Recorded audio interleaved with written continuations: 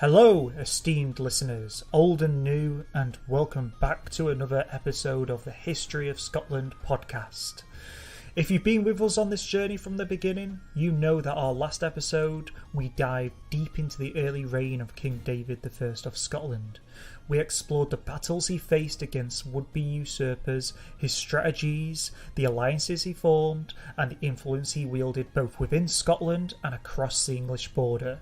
We touched upon the various complexities of his reign that extended beyond mere domestic politics, reaching into the realms of military strategy and international relations. This is a king who operated not just on a national stage, but was a player in the larger theatre of medieval European politics. Today, however, we are shifting the lens from the public to the private and then dramatically back to the public, but in a different way. First, we will zoom in on the family life of David I. Who stood beside the powerful man? What was the royal household like? Were his children chips off the old block? Understanding the personal life of David I adds layers of nuance to the portrait of this great king and sheds light on how personal matters influence state affairs. And also I kind of sidetracked his son last episode. I've mentioned Maud, his wife, a few times, so I think it's about time we dedicate some time to them. But hold on to your hats, because following that, we're switching gears to discuss something monumental. Yes, it's that time, it's the Davidian Revolution. Get ready for a deep dive into this transformative period, because understanding the Davidian Revolution is a tumultuous understanding of framework of modern Scotland. This wasn't just a regime change or a few tweaks here and there. This was a fundamental shift that transformed the culture, law and governance of Scotland in ways that have stood the test of time. We'll discuss its roots, its effects and its legacy. Believe me, you don't want to miss this. For those who are new to our podcast, I strongly encourage you to go back and listen to our previous episodes. Our exploration of Scottish history is like a jigsaw puzzle. Each piece, or in this case each episode, adds another layer of understanding to the overall picture. While each episode stands alone, the entire series provides a comprehensive understanding that is greater than the sum of its parts. So, without further ado, are you set? I'm buzzing with excitement to get into today's topics, so without further ado, let's immerse ourselves once again into the rich tapestry of Scottish history, focusing today on the remarkable reign of David I's personal dimensions and his enduring revolutionary impact on Scotland as a nation. Behind every great man, they say, is an equally great woman. In David's case, this woman was Maud, Countess of Huntingdon. Maud was the Countess of Huntingdon, and she was not just a political match for David, she was a person of substance in her own right. Born into the house of Wulfulf, she carried the prestige of lineage connected to the very core of Anglo-Saxon nobility, similar to David's mother, St. Margaret of Scotland. Her father, Wulfulf, was the last of the Anglo-Saxon earls, and I'm probably butchering his name as well. A man who tried to navigate the complexity politics following the Norman conquest. Her mother, Judith of Lens, was related to William the Conqueror himself, adding another layer of significance to her lineage. When she married David I in 1113 AD, Maud was already a widow, having been married to Simon de Senlis, who had died in 1111 AD. Her prior experience as a wife and a mother made her an important advisor and confidant to David I, particularly in the realms of governance and diplomacy. They had 3 children together: Henry, Clarisica, and Hodina. The nature of their relationship seems to go beyond the formalities of typical medieval marriage. In an era where unions were generally brokered to secure alliances or consolidate lands, David and Maud's relationship was often described as an affectionate and mutually supportive one. This would have been particularly important for David, whose reign was filled with political and military challenges, but also of his own mother and father, Malcolm and Margaret, who had a very passionate romance relationship that was affectionate. So this obviously is something David would want in his own wife as well. Now, let's talk about their residence. We've not really covered where they kind of live. I'm sure you can guess, because I've mentioned it quite a few times, but the Royal Scottish Court under David was a bit iterate, meaning that the king and his family travelled from one royal estate to another throughout the year. While David and Maud spent considerable amount of time at Edinburgh and Stirling, they also frequented Dunfermline Abbey in Fife. This was a mutual functional location. It was a religious centre, but also a royal residence, and it was a hub for governance.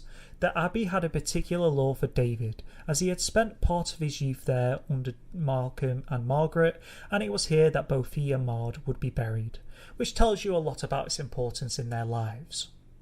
So what about their two daughters?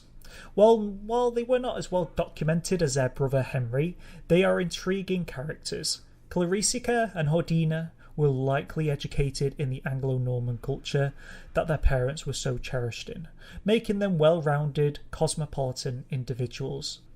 Even though I'm butchering their names, Clarisica would live a life largely away from the political spotlight, but Hordina married into the French nobility, thus serving as an emblem of the wider European connections Scotland was forming during David's reign. While Henry, their brother, had the most overt influence on the politics of Scotland and England, these daughters also represented the soft power of the Scottish crown. They embodied the cultural amalgamation that was happening, a blend of Gaelic, Anglo-Saxon and Norman influences that would shape Scotland for generations to come. It's crucial to view David I's reign through the lens of his family dynamics. His relationship with Maud wasn't just an alliance, it was a partnership that likely enriched his rule. His daughters were the cultural embodiments of the changes he sought to bring about, raised in a household where the old and the new were in constant conversation. This is more than just a domestic tale, it's a vital subplot in the grand narrative of a change in Scotland. Keep these nuances in mind as we continue to explore David's impactful reign. But let's delve deeper into the life of the main son himself, Henry, later to be known as the Earl of Northumberland. Henry was born in 1114 AD, the golden child of David and Maud. He was a direct beneficiary of the diverse cultural experiences that his parents brought together, his father's Gaelic lineage and his mother's Anglo-Norman roots. Raised in the royal courts of Scotland and England, Henry was groomed to be not just a future king, but also a diplomat and a warrior. His education was thorough, comprising of languages, statecraft and martial arts. Given the tumultuous nature of his times, Scotland was engaged in various territorial disputes and England was dealing with its own internal conflicts. Henry's training was not just ceremonial, but highly practical. Henry was strategically married to Ada de Warenne, a union that aimed to strengthen Scotland's ties with the Anglo-Norman aristocracy. Ada was the daughter of William de Warenne, 2nd Earl of Surrey, and Elizabeth de Vandermoos, a family rich in both lineage and resources. Together they had 7 children: Malcolm, who would be known as Malcolm IV later on, William, who would be known as the famous William the Lion, David, who would become Earl of Huntingdon, Matilda or Maud of Scotland, Marjorie of Scotland, Ada of Scotland, and then another Margaret of Scotland. Notably, Malcolm and William would eventually reign as King of Scotland, but that's obviously for us to explore in the future. Just keep note of their names for now. Their other children were equally impressive. Margaret married Conan IV, Duke of Brittany, Ada married Floris III, Count of Holland, and David became Earl of Huntingdon and married Matilda of Chester. These marriages further spread the influence of the Scottish royal family across Europe, a legacy of Henry's which cannot be overlooked. We will try to keep in touch with Henry's kids as we move throughout the rest of David's reign, but sources tend to be scarce when they leave the nest, so we'll try our best to keep you up to date where they are and what's going on with them. Henry lived at a confluence of cultures. He was the embodiment of the emerging Scoto-Norman culture, a blend, as we've said, of the Gaelic and Anglo-Norman traditions. This made him a valuable asset to his father David, both in terms of governance and military prowess.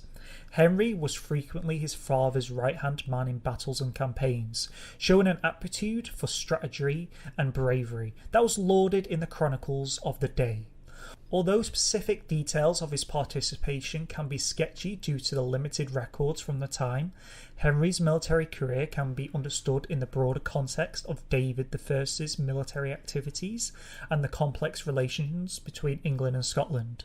For instance, during the civil wars in England between Stephen and Matilda, known as the Anarchy, David I seized the opportunity to extend Scottish influence in northern England. Henry was involved in these campaigns, including the Battle of the Standard in 1138 AD, which we covered in the last episode. While we know the battle was a defeat for the Scots, it did lead to the Treaty of Durham, which secured Henry's inheritance of the earldoms of Northumberland, Huntingdon and Carlisle, albeit as a vassal of the King of England, which was Stephen at the time. Henry was also instrumental in maintaining Scottish rule over territories in northern England and on the Scottish borders.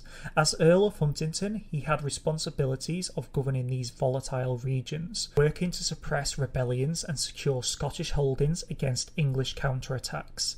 His rule as an earl would have been a testing ground for his military skills, as the title brought with it both lands and military obligations. In terms of internal Scottish affairs, Henry was also involved in the quelling of uprisings and consolidating the rule of the royal house. His presence would have been a stabilising factor during the revolts led by the rival claimants to the Scottish throne and discontented nobles. His father, David, had to deal with multiple insurrections, notably from the claimants like Malcolm Alexander. Henry's military aid in these matters was crucial for the survival of his father's reign. But Henry's untimely death in 1152 AD, likely from an illness, was a severe blow to David I.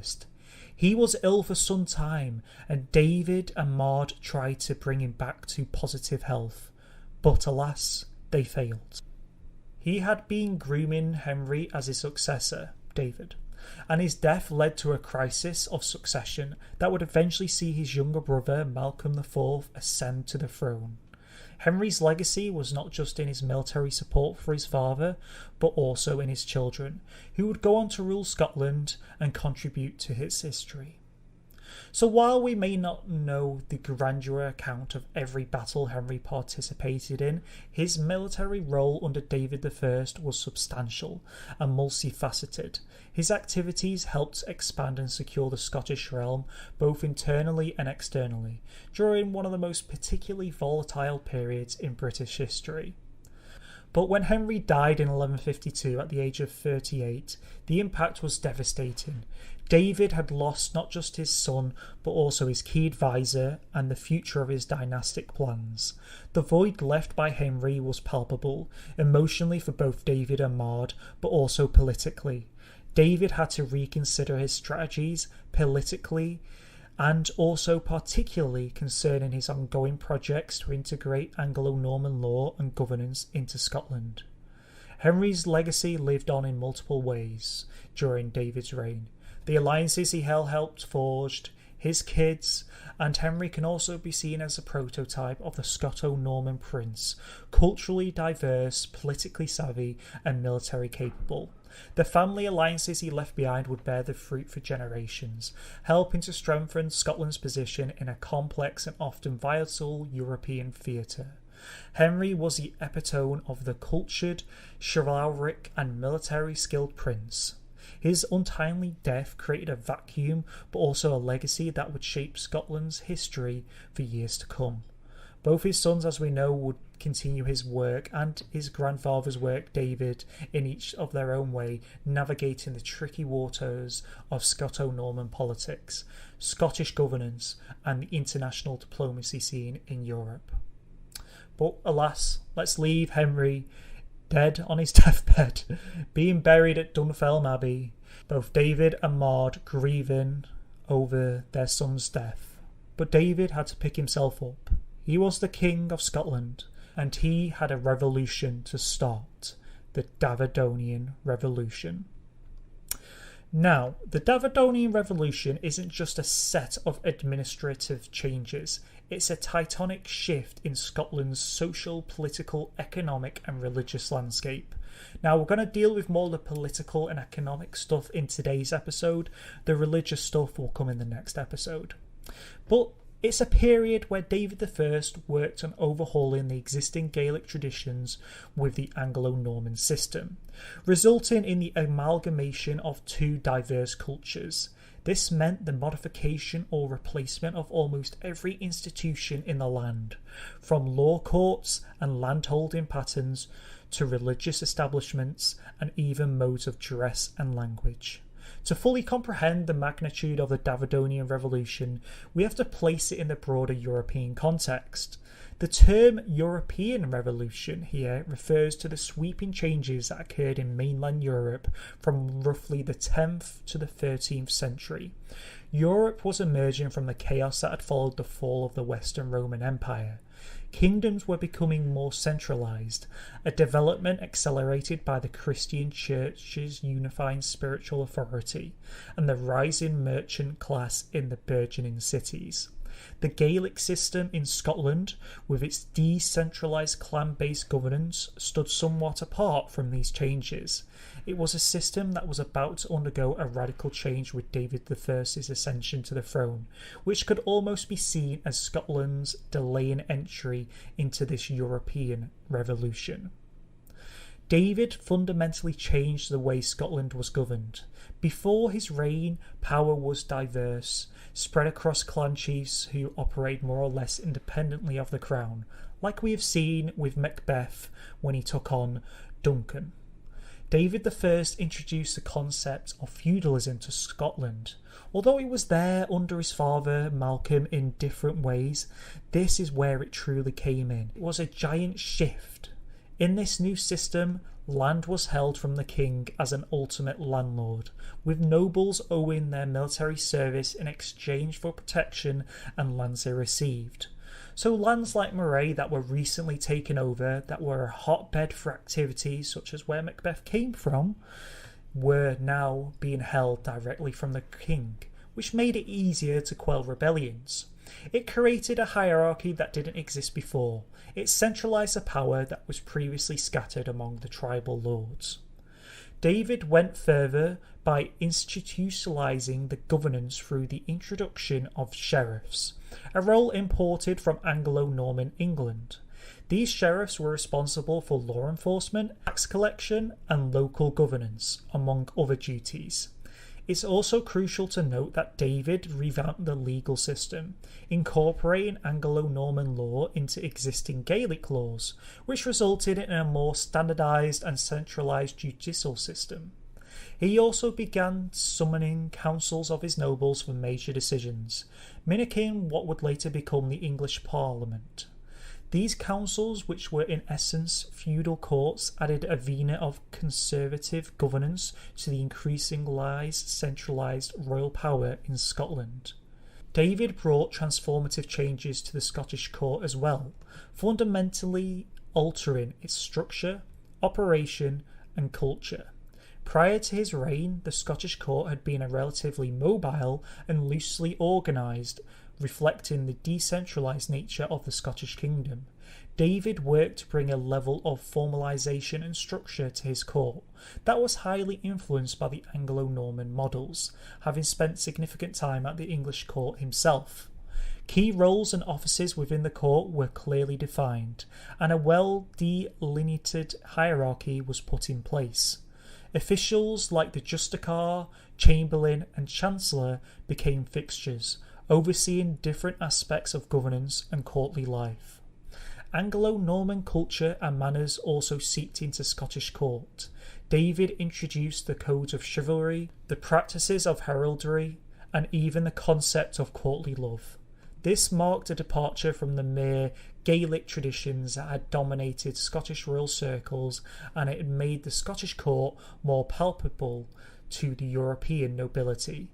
Beyond cultural and aesthetic changes, David's real masterstroke lay in his administrative overhaul. He implemented a more codified legal system, inspired by Anglo-Norman law, and strengthened the royal authority in the judicial process. systems were put in place for the maintenance of royal records, a crucial element for a functioning feudal society, which is why we're able to now do so many more episodes on David's reign, because there's so many more sources to rely on. David also took steps to distinguish the secular and ecclesiastical elements within his court, aiming for a more balanced but separate system of governance. Clergy were afforded their own judiciary and responsibilities, but they remained crucial advisors to the king. David I's court was also a stage for diplomacy. Given his family's ties with the English monarchy and his ambitions in expanding Scottish authority, the court frequently hosted foreign dignitaries and played a role in the negotiation of treaties and alliances. By revamping the court along these lines, David did not just change the look of his reign, he changed its very fabric, making it a long-lasting impact on how the monarchy interacted with the nobility, clergy, and the broader Scottish societies. David I's efforts to Anglo-Normanise the Scottish government were both deliberate and profound. The influence of Anglo-Norman culture in the administrative and law became a hallmark of David's reign. One of the most significant moves David made was to invite Anglo-Norman nobles to settle in Scotland, granting them lands and titles, some of which we already covered in the last episode. These nobles brought with them a new feudal structure that replaced the existing Gaelic systems. They also introduced the concept of primogeniture, where the eldest son inherits all or most of the estate, which was less common as we know in the Gaelic systems. So this allowed David to bring the changes a lot faster. He was doing it from a centralised place in his courts, and his lords can do it at a more local level, therefore changing all of Scotland, not just a centralised part of the Scottish court. David made considerable changes to the legal system as we know, adopting the principles from the Anglo-Norman law, and his lords helped implement that in a local level as well. The military also saw a reorganisation under David. The feudal levies were more tightly controlled, and the concept of a knight in service, where vassals provided military service in exchange for land, was far more formally introduced. This move helped to professionalise the army and make it a more reliable tool for the centralised state. David also undertook a significant reorganisation of the Scottish Church, which we'll cover in the next episode, but just a quick one. He invited religious orders from England and the continent to establish new monasteries and churches in Scotland. The spread of Anglo-Norman language and culture in the Scottish court and among the nobility also helped solidify the changes. Latin and French began to replace Gaelic in official documents, and the Anglo-Norman art, architecture and music gained prominence. Finally, the economic framework of Scotland was also touched by this wave of Anglo-Normanisation. David introduced the concept of boroughs, which were essentially chartered towns with certain economic privileges drawing from the English model. This was one of his biggest legacies, and something that went on to stand the test of time. The king granted special privileges and protections to these boroughs, including the right to hold markets and the imposition of tolls on goods. This had a transformative effect on both the Scottish economy and the social structure. These boroughs were often strategically located near castles or fortifications, serving dual purposes as economic hubs and military strongholds. Each borough had its own legal judiciary, with a system of courts and set of laws designed to protect commerce and trade. Burgesses or free citizens of the borough were granted certain privileges, including the right to trade freely. David was instrumental in founding several key boroughs, including Edinburgh, Perth, and Aberdeen, which went on to become significant cities in Scotland. His charters laid down the rules for the governance of these towns, and in many cases these charters served as the foundation for a governance for centuries to come. The impact of these creations of boroughs were manifold and long-lasting. During David's reign, the boroughs became centres of economic activity, attracting artisans, merchants and traders. They facilitated the exchange of goods and services, leading to an uptick in both domestic and international trade. This helped in enriching the royal treasury through tolls and taxes, giving Data greater financial independence and the means to support his other initiatives, including the many military campaigns and church reforms he would later embark upon. The boroughs also acted as agents of social change. They were often populated by a mix of native Scots, but also immigrants, including Flemish, English and French, which were made melting pots of cultural exchanges. These legal protections and economic opportunities in boroughs also began to erode the old tribal and clan systems, encouraging a move towards a more centralised and structured society. Furthermore, the creation of boroughs set the stage for Scotland's participation in the broader European economic systems. It facilitated the country's involvement in the Hanseatic League and other trade partnerships, positioning Scotland as a player in the European economy. In the longer term, the boroughs became focal points for growth of representative government. Burgesses from these towns would later play a role in the formation of the Scottish Parliament, and the principles of the self-governance that were established in David's charters can be seen as early forms of democratic governance. The Norman laws that David would import, let's say, into these lands to help rule the different swaths of boroughs and castles was mainly Anglo-Norman, and the Anglo-Norman nobility led a transformative part of the Scottish nobility and contributed to the diversification and complexity of the Scottish feudal system. Some of these laws brought with them advanced agricultural techniques, better methods of fortification, and a refined sense of feudal governance. Many of them founded or substantially improved castles like Stirling, Edinburgh, and they would later become iconic symbols of Scotland. One of the most famous families to settle in Scotland during this period was the de Bruce family, originally from Normandy. They would go on to play a significant role, as we know, in Scottish history with Robert the Bruce. The Bruces were granted lands in Annandale, and they quickly became one of the most powerful and influential families in Scotland. After our next episode, we'll be dedicating an entire episode to dive into the lives and legacies of these families, including the de Bruces, the Balios, and others, who not only shaped the medieval landscape, but also left a legacy that resonates through Scottish history to this day. But, in summary, the Davidian Revolution fundamentally transformed Scotland, ushering it into a new era of governance, economy and social organisation. The centralised power structure and bureaucratic framework that David introduced helped in the formation of a more cohesive and stable state, as opposed to the somewhat fragmented and clan-based system that existed prior to his reign. The revolution in governance, brought about through the Anglo-Norman influences, also elevated Scotland's standing among European nations, connecting it to broader continental trends. The creation of boroughs sparked an urban revolution. These fortified towns became the hubs of trade, crafts and industry. The boroughs not only enriched the royal coffers through taxes, but also provided Scots with new opportunities for commerce and upward mobility. The economic stimulation cannot be overstated. These became the centres of Scottish economic life for centuries to come. Moreover, the introduction of Anglo-Norman lords and the resolute feudal system provided Scotland with military, agriculture and administrative expertise. The new class of nobility did not just bring military prowess, they also brought with them agricultural advancements and a structured form of governance. They were instrumental in building key castles, fortifications and institutions, leaving a permanent mark on the landscape and political structure of the country.